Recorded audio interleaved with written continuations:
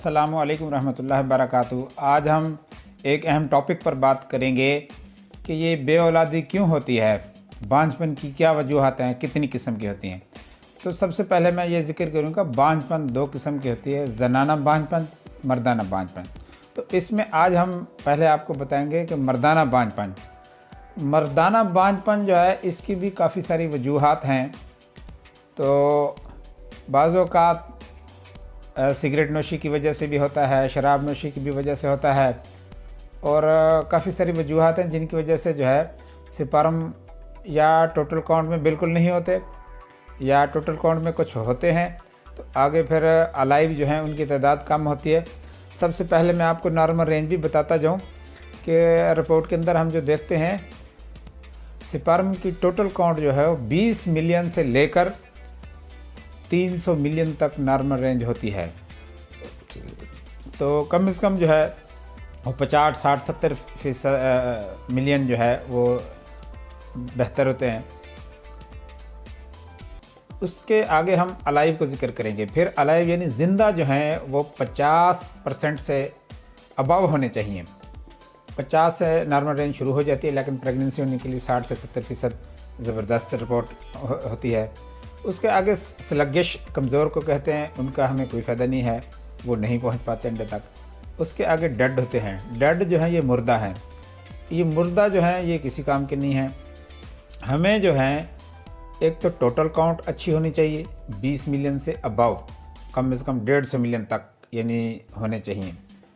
तो बाकी अलाइव जो हैं ये 60 से 70% होना चाहिए। वैसे नॉर्मल रेंज 50 से शुरू हो जाती है, 50 से अबव हो।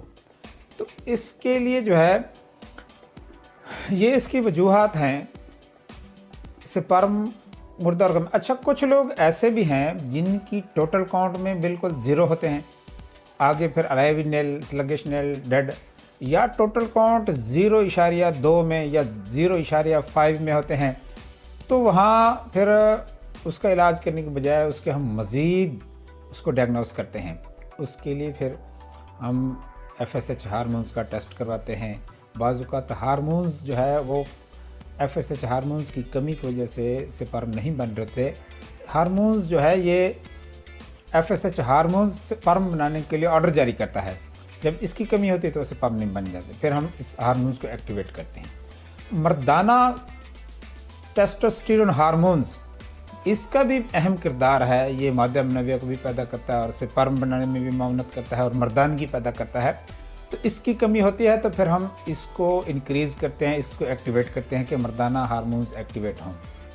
अगर टोटल काउंट में स्पर्म नहीं आ रहे और FSH हार्मोन्स भी नॉर्मल आ गया है, फिर हम आगे जाएंगे, इस पेशेंट का टेस्टीज़ का डॉपलर कराएंगे।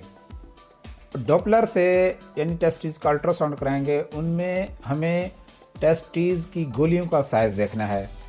अगर जिन पेशेंट की गोलियां बहुत छोटी होती हैं या किसी में नहीं होती तो उनका तो फिर हल नहीं है पूरी दुनिया में भी।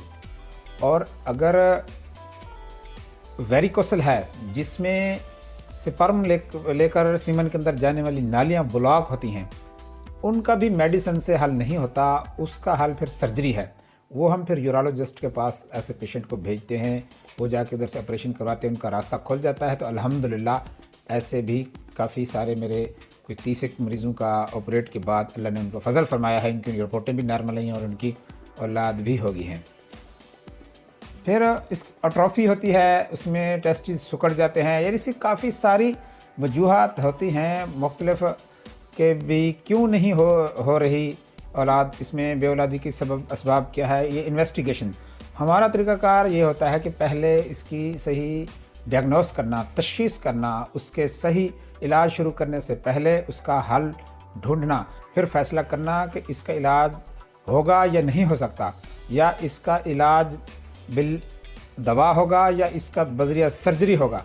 तो उसको फिर हम मरीज़ को रेफ़र करते हैं। ऐसे सिर्फ पैसे बनाने का चक्कर या मरीज़ को जो है वो अपनी दवाई बेचते रहे प्रोडक्ट, ऐसा नहीं करते बिल्कुल। पहले उसकी तशख़ीस के फॉल्ट कहाँ पर है और कैसा है। अगर टोटल काउंट में स्पर्म आ रहे हैं 20% मिलियन हैं, आगे अलाइव बिल्कुल नहीं है, तो उसका कोई मसला नहीं है। ऐसे मरीज़ अल्हम्दुलिल्लाह 1.5 माह के बाद उनकी रिपोर्ट नॉर्मल आ जाती है और उनका जो है इलाज भी मुस्तकिल हो जाता है।